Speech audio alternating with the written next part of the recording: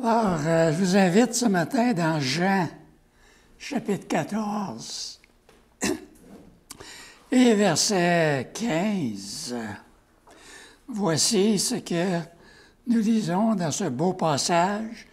Jésus-Christ qui parle, c'est quelques heures avant qu'il soit arrêté et qu'il soit amené devant les sacrificateurs, qu'il soit maltraité, battu, et puis crucifié, puis mourir sur la croix. À peine quelques heures avant. C'était le soir, lorsqu'il était avec les 12 aux dernières célébrations de la Pâque. Et Jésus-Christ leur dit ceci à partir du verset 15. « Si vous m'aimez, gardez mes commandements. Et moi, je prierai Dieu, le Père, et il vous donnera un autre consolateur, afin qu'il demeure éternellement avec vous. L'Esprit de vérité que le monde ne peut recevoir parce qu'il ne le voit point et ne le connaît point. Mais vous le connaissez, car il demeure avec vous, et il sera en vous. Je ne vous laisserai pas orphelins, je viendrai à vous.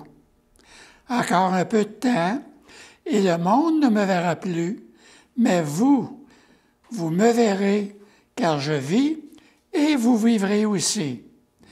En ce jour-là, vous connaîtrez que je suis en mon Père, que vous êtes en moi, et que je suis en vous.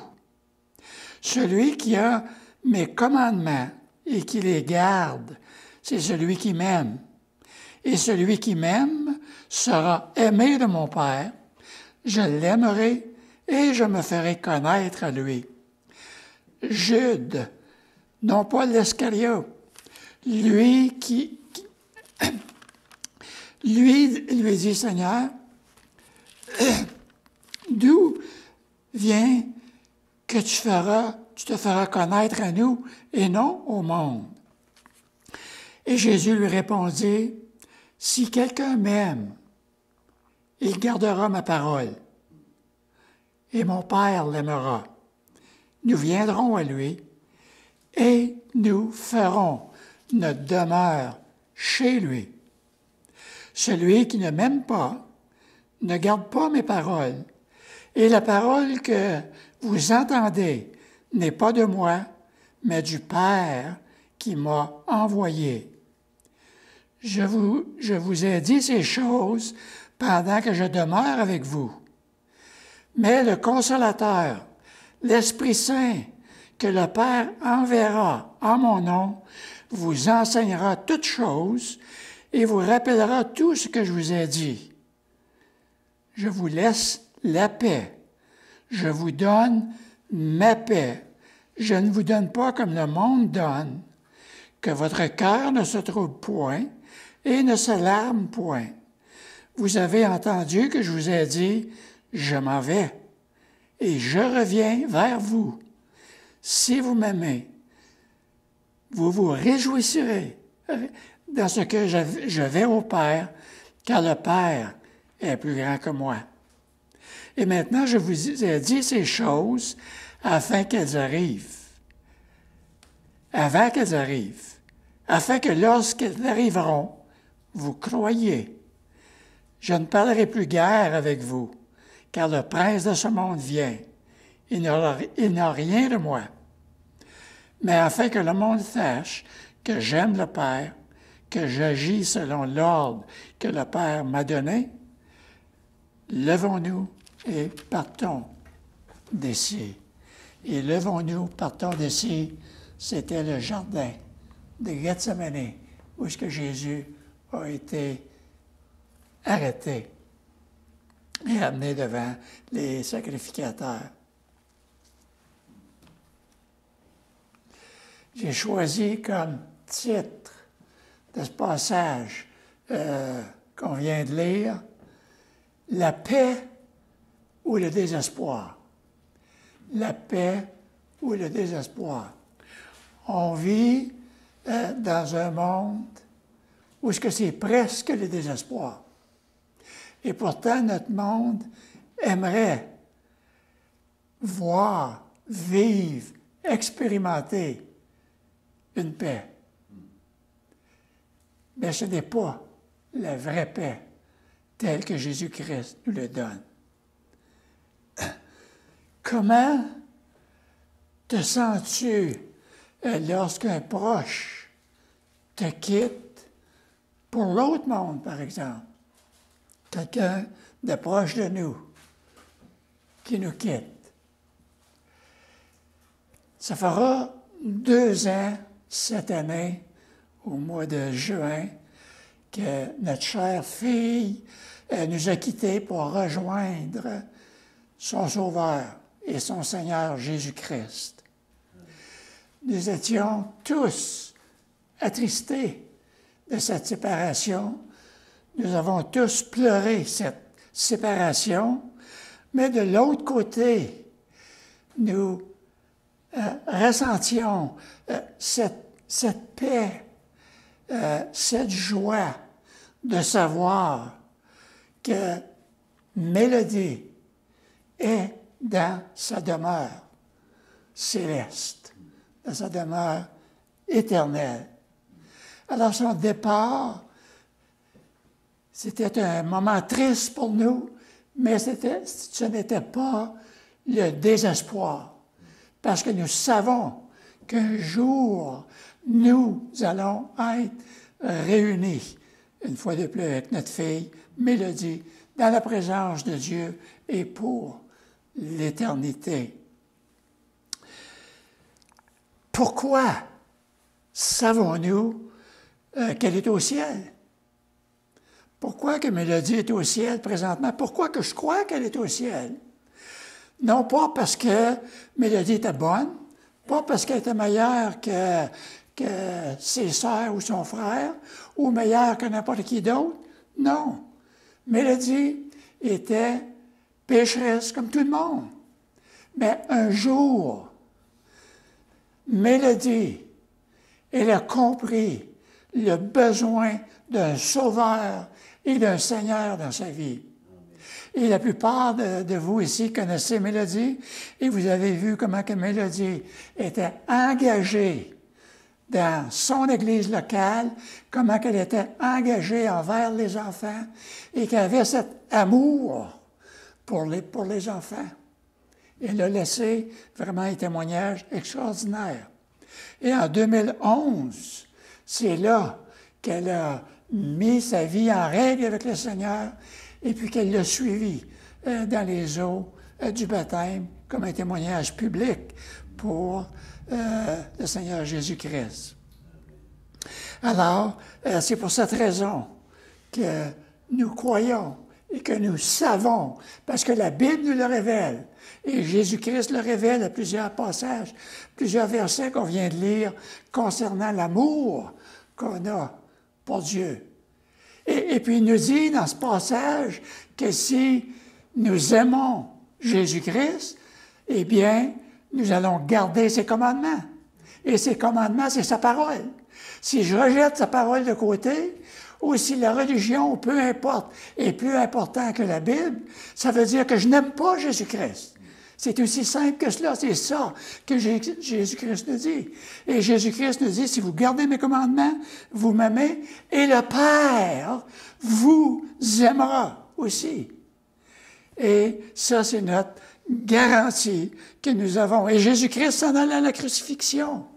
Et en s'en allant à la crucifixion, il dit, je ne vous laisserai pas orphelins. Je viendrai vers vous. Alors Jésus-Christ revient vers nous. Il est revenu vers nous. Et c'est ce qu'on va regarder ce matin. Alors, dans cette grande épître de Jean. Alors, c'est quelques versets, 15 à 31 de sa parole. Jésus, il est dans la chambre haute alors qu'il célébrait la Pâque avec ses disciples. Et comme nous avons souligné dans notre dernier message, il y a une couple de semaines, les disciples sont affligés, sont inquiets à l'idée d'être séparés de Jésus. C'était presque le désespoir pour eux de perdre leur Seigneur avec qui ils ont vécu pendant 3 ans, jour après jour. Et voici la parole d'encouragement que le Seigneur Jésus leur partage dans ce chapitre. Que votre cœur ne se trouble point. Croyez en Dieu et croyez en moi. La croyance est importante. Cette semaine, j'ai eu le privilège de rencontrer quelqu'un et de lui témoigner du salut en Jésus-Christ. Je lui ai parlé de la nécessité de la repentance pour établir cette relation avec Dieu. Et j'ai reçu un courriel par la suite de lui me posant des questions sur la repentance, ce qui était très approprié. Et puis, j'ai commencé à lui expliquer l'importance, le pas numéro 1, même avant la repentance, c'était de croire en Dieu. J'ai pris Jean 3,16. Alors, qu'est-ce que Jean 3,16 nous dit? Car Dieu demande que tu te repentes. C'est pas cela que Dieu dit. Car Dieu a tant aimé, le monde qu'il a donné son Fils unique, afin que quiconque croit en lui. Alors, on a besoin de comprendre l'amour de Dieu. Et c'est ce que Jésus-Christ est en train de nous expliquer dans ce passage ici. La nécessité d'aimer Jésus-Christ. Et la manière qu'on va aimer Jésus-Christ, c'est de garder ses commandements. Et un de ses commandements, ça va être la repentance. Mais on a besoin de comprendre l'amour de Dieu. Pourquoi que Dieu a envoyé son Fils Jésus-Christ sur la croix du Calvaire pour nos péchés. Pourquoi Dieu a fait cela?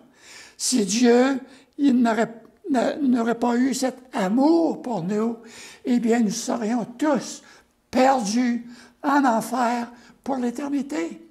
On était déjà sur ce chemin-là, de toute façon. Mais Dieu, dans sa providence, dans son amour, il a envoyé son Fils afin de nous détourner de ce chemin-là pour nous amener à ce salut-là. Alors, qu'est-ce que ça signifie concrètement de croire en Dieu? Qu'est-ce que ça signifie vraiment pour nous, croire en Dieu? Jésus, à Capernaum, un jour de sabbat, enseignait dans la synagogue et les gens étaient stupéfaits d'entendre Jésus-Christ, d'entendre la doctrine que Jésus partageait et de voir que Jésus enseignait avec autorité et non comme les scribes et les chefs religieux. Il y avait là dans la synagogue un homme qui avait un esprit impur et un homme qui s'écriait ceci: Qu'y a-t-il entre toi, Jésus de Nazareth? Un homme impur, un homme possédé de Satan, des démons, et qu'il fait face à Jésus, et qu'il reconnaît qu'il est vraiment spécial. Il reconnaît que Jésus est le Saint de Dieu. Il reconnaît Jésus-Christ pour quoi qu'il était.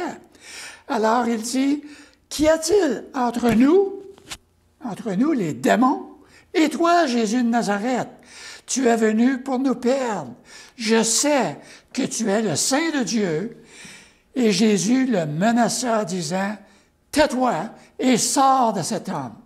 Et l'esprit impur sortit de cet homme en l'agitant avec violence et en poussant un grand cri. Alors on voyait vraiment cette puissance de Dieu. Mais qu'est-ce que la vraie croyance en Dieu? Parce qu'on a vu que ces démons voyaient que Jésus était le Saint de Dieu. Cela va beaucoup plus loin que simplement croire que Dieu existe, beaucoup plus que cela, beaucoup plus de le reconnaître qui est le créateur de l'univers. Parce que la Bible nous dit même Satan et ses démons croient ces choses que la Bible nous enseigne. Dans Jacques 2, par exemple, verset 19, « Tu crois qu'il y a un seul Dieu? Tu fais bien.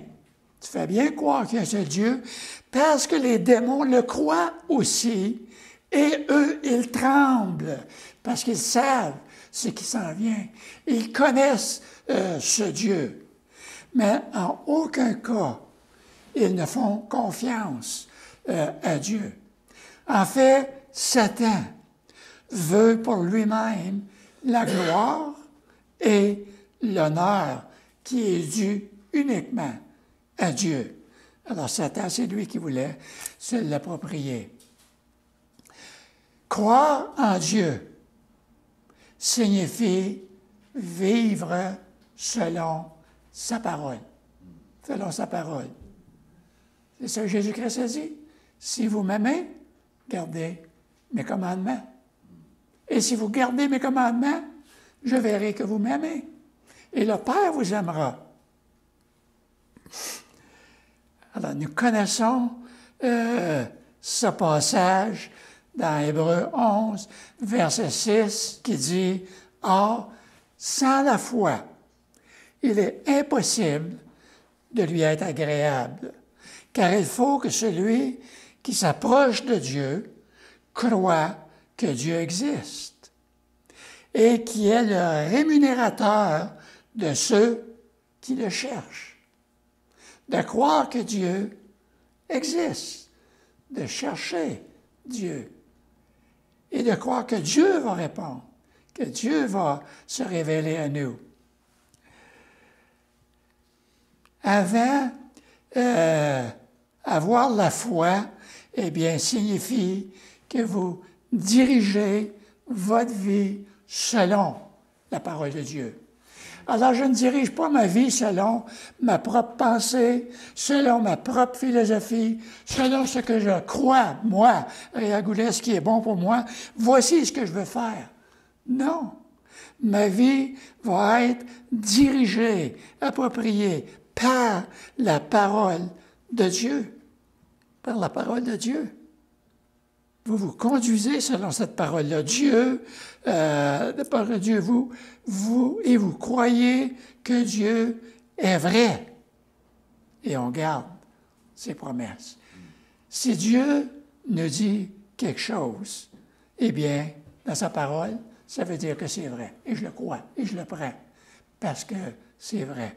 Il n'y en a pas d'autre. Il y a deux choix possibles. D'une part, nous pouvons choisir de nous confier dans la raison humaine.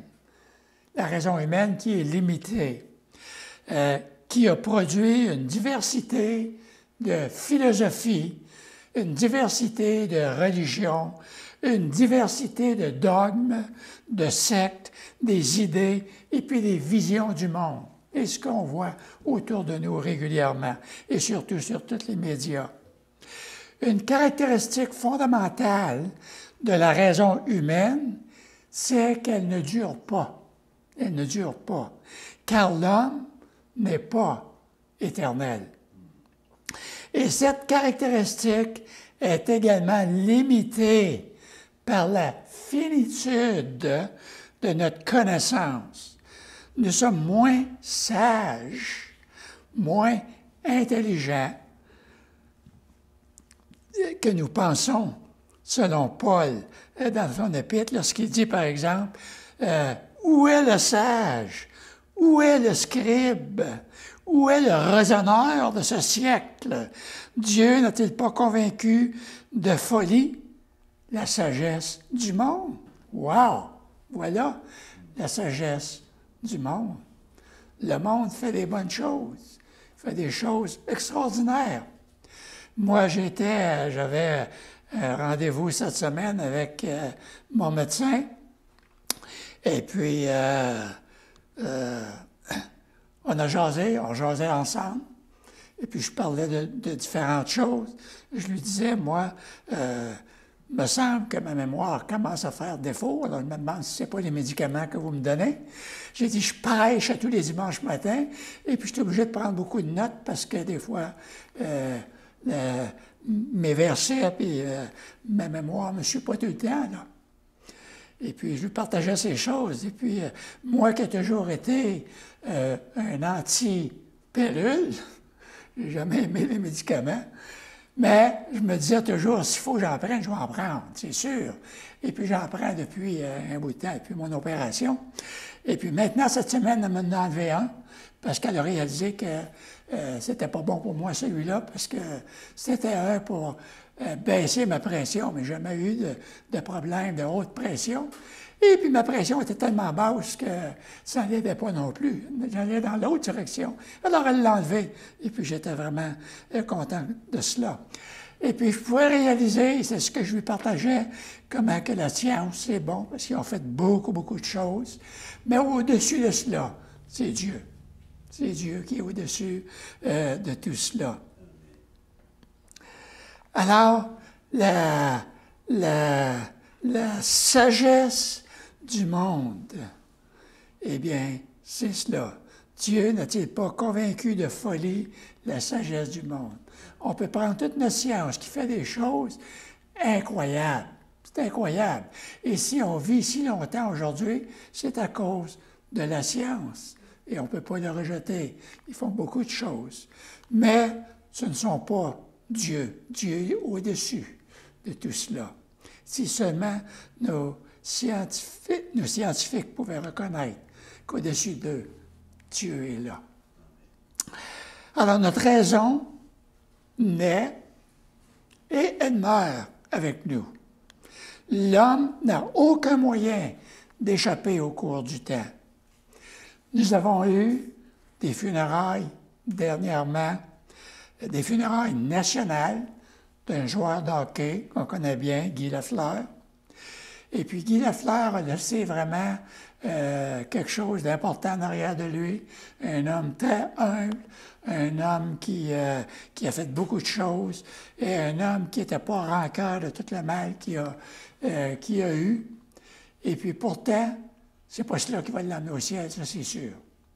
C'est pas ça qui va l'amener au ciel. Mais il a laissé quand même quelque chose d'important en arrière de lui, tellement aimé par tout le monde, tellement applaudi, puis et ainsi de suite. Mais Guy Lafleur n'est plus là. Et puis, on ne se souviendrait plus de Guy Lafleur dans quelque temps, comme tout le reste. L'homme naît, parvient à la maturité, laisse sa trace dans le monde, et puis meurt. Puis, ça en est fini de lui. Le choix de nous confier à la raison humaine ne peut donc que nous laisser insatisfaits. En y réfléchissant objectivement, croire en Dieu est le choix qui s'avère être le meilleur choix qu'il peut avoir. Et c'est un choix pour l'éternité. Et dans cette deuxième partie du chapitre 14, alors Jésus-Christ, il dit, un verset que je reviens, « Si vous m'aimez, gardez mes commandements, et moi, je prierai le Père, et il vous donnera un autre consolateur, afin qu'il demeure éternellement avec vous. L'Esprit de vérité que le monde ne peut recevoir parce qu'il ne le voit point, il ne le connaît point, mais vous le connaissez car il demeure avec vous et il sera en vous. » Dans ces quelques versets, nous avons un message puissant qu'on voit ici. Jésus réitère son thème de prédilection, qui est l'amour. L'amour. Il promet aussi le Saint-Esprit.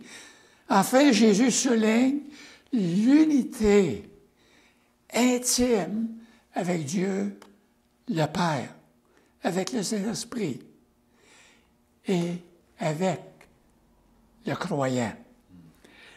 Et c'est plus qu'intéressant que ce passage débute au verset 15 par l'amour, le début du premier verset, et qui se termine au verset 31 par l'amour aussi.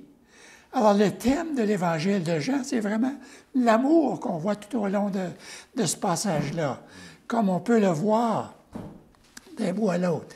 Alors, je n'ai pas compté combien de fois que ce mot revient dans l'Évangile de Jean, mais j'ai lu quelque part qu'il est mentionné au moins 64 fois dans l'Évangile, dans ces 21 chapitres de Jean. 64 fois qu'on voit le mot amour qui nous est partagé. On voit cet amour lorsque Dieu est entré dans l'histoire du monde par l'incarnation de son Fils, le Seigneur Jésus-Christ. Son amour ne porte pas atteinte à la raison humaine, mais l'éclaire pour faire comprendre à l'homme son besoin de pardon et de la vie éternelle par Jésus, son Fils. Alors, le message d'amour est de Dieu.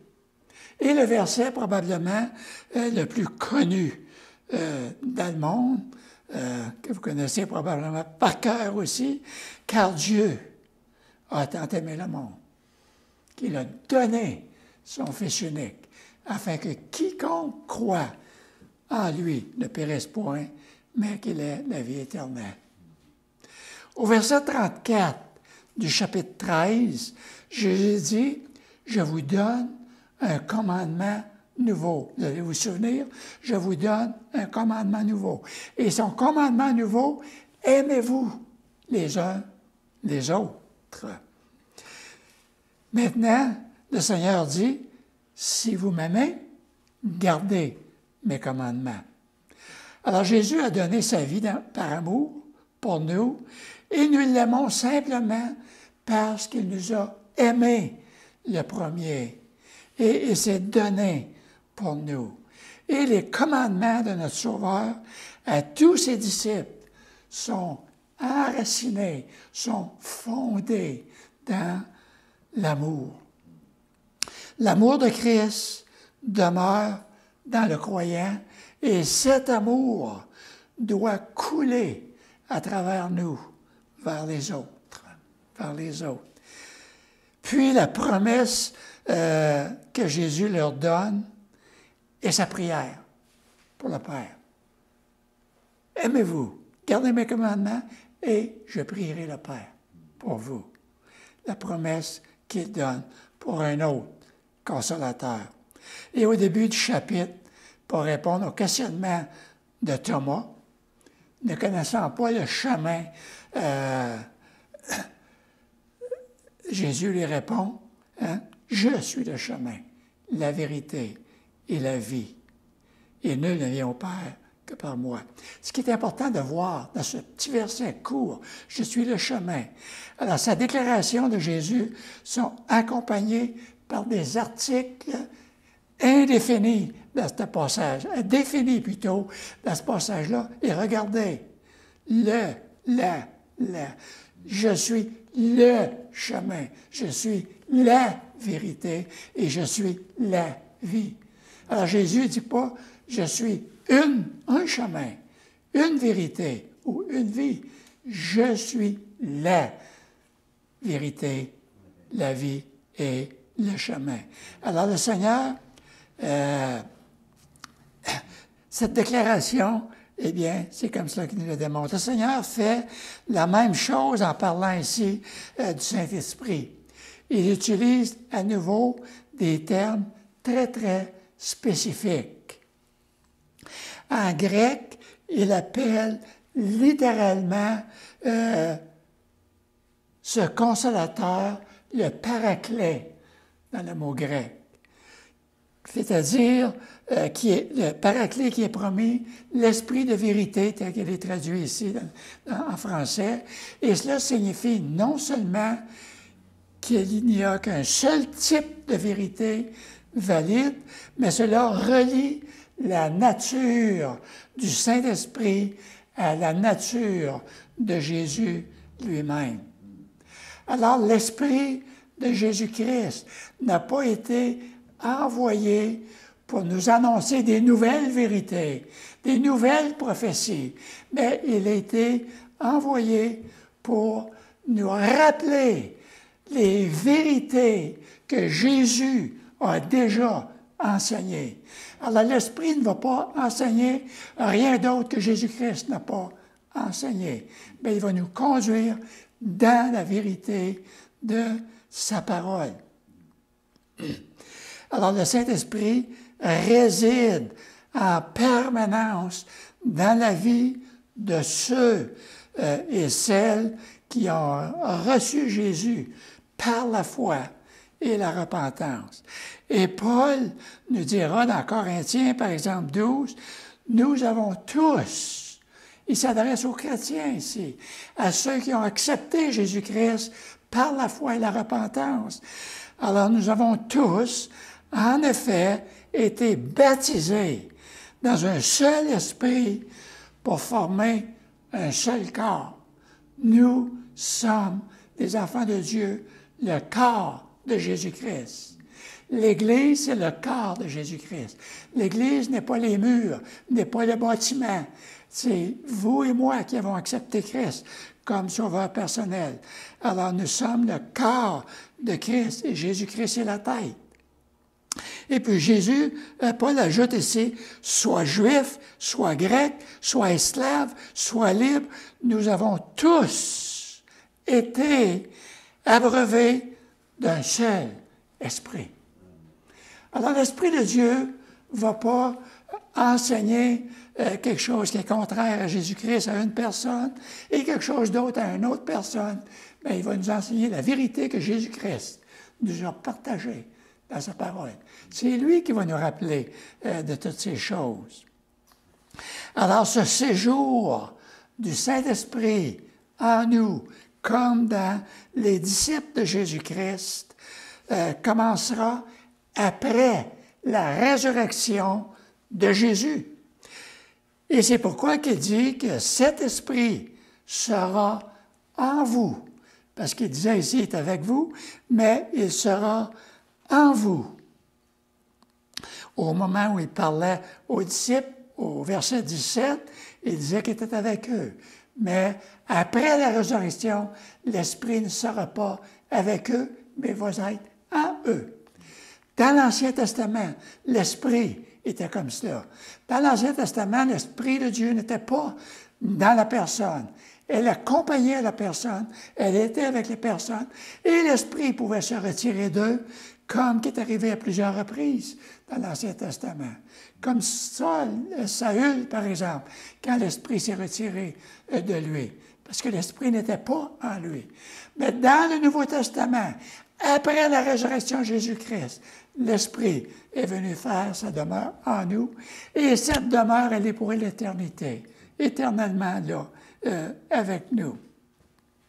À la Pentecôte, le Saint-Esprit commencera à vivre dans la vie de tous ceux qui croient en Christ, qu'on va lire par exemple dans Acte 2, tout de suite, 10 jours après que Jésus-Christ est monté au ciel, alors les disciples qui étaient dans la chambre haute, il y en avait 120 là dans la chambre haute, qui ont reçu le Saint-Esprit en eux. Et puis, on commence à prêcher et on voit comment que Pierre, qui avait rejeté Jésus-Christ à peine 50 jours avant, et que maintenant, qui commence à prêcher Jésus-Christ avec une puissance extraordinaire, tel point que 3000 personnes se convertissent et qui le suivent le Seigneur dans les eaux du baptême. Wow! C'est vraiment quelque chose. Mais le Consolateur, à la Pentecôte. Et la promesse de Jésus au verset 26, Mais le Consolateur, l'Esprit Saint, que le Père enverra en mon nom, vous enseignera toutes choses et vous rappellera tout ce que je vous ai dit. Tout ce que je vous ai dit. Rien d'autre. Alors, cette personne, le Consolateur dont le Christ parlait, eh bien, c'est la troisième personne de la Trinité. Rien d'autre. Qui, en toute chose, est égal au Père, il est égal au Fils, et qui, avec le Père et le Fils, est adoré et glorifié pour toujours. Et ce merveilleux Consolateur vit en ce moment même en moi et en vous qui croyez, qui avez accepté Christ. Il habite dans le cœur de tous ceux qui ont placé leur confiance en Jésus-Christ comme leur Sauveur. Donc, nous avons un accès, jour après jour, à la puissance de l'Esprit, sans interruption, car où que nous allions, il est avec nous. Et il a promis qu'il ne nous quittera jamais. Et il ne nous abandonnera jamais. Alors, le Saint-Esprit possède les mêmes attributs de Dieu. Omnipotent, omniscient, éternel, glorieux. Alors, Jésus, l'Esprit de Dieu, il vit en nous pour être notre avocat auprès de Dieu, être notre conseiller, notre instructeur, notre consolateur, notre aide, toujours présent dans les temps difficiles. Tout ceci explique l'amour de Jésus démontré au verset 18-21 lorsqu'il dit « Je ne vous laisserai pas orphelin ». Et regardez comment les mots que Jésus-Christ utilise. « Je ne vous laisserai pas orphelin, je reviendrai à vous. Encore un peu de temps et le monde ne me verra plus, mais vous me verrez, car je vis, et vous vivrez aussi. Et en ce jour-là, vous connaîtrez que je suis en mon Père, que vous êtes en moi, que je suis en vous. Celui qui a mes commandements et qui les garde, c'est celui qui m'aime. Et celui qui m'aime sera aimé de mon Père. Je l'aimerai et je me ferai connaître à lui. » Bientôt, Jésus leur dit qu'il quittera le monde, mais il n'abandonnera pas ses disciples. Bien que les gens, en général, ne le verront plus, ses disciples continueront, dans un sens, à le voir. Ils le verront et ils le connaîtront spirituellement parce qu'il vivra en eux, qu'il nous dit dans ce passage ici.